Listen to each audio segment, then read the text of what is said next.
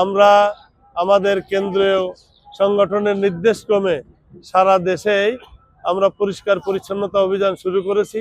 আমাদের দেশটা প্রাকৃতিকভাবেই একটি সুন্দর দেশ, কিন্তু ময়লা আবর্জনায় নানাবিধভাবে আমাদের স্বাস্থ্যগত দিকের সমস্যা সৃষ্টি হয়। এই কারণে আমাদের এই পরিচ্ছন্নতা হাদিসও আছে, পরিচ্ছন্নতা ইমানের অঙ্গ।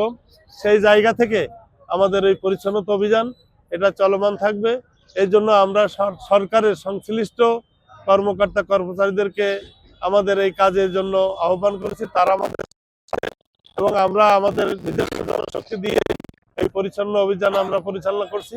একটা পরিচ্ছন্ন কালীগঞ্জ গড়ার জন্য আমার ব্যক্তিগত প্রয়াস এবং এই ব্যাপারে সংগঠনের নির্দেশনা।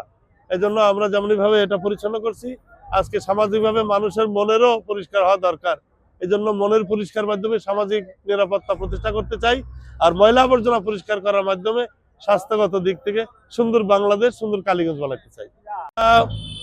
বর্ষা মরশুম আসবে সামনে, পর্যায়ক্রমে মাঝে মধ্যে এটা আমাদের এই কর্মসূচি হাতে নেওয়া হবে এবং সারা বছরই এটা প্রতিদিন প্রতিনিয়ত নয়, তবে পর্যায়ক্রমে এটা চালু থাকবে। আমাদের এটা আমাদের অতীতে ছিল, এখন দৃশ্যমান হচ্ছে।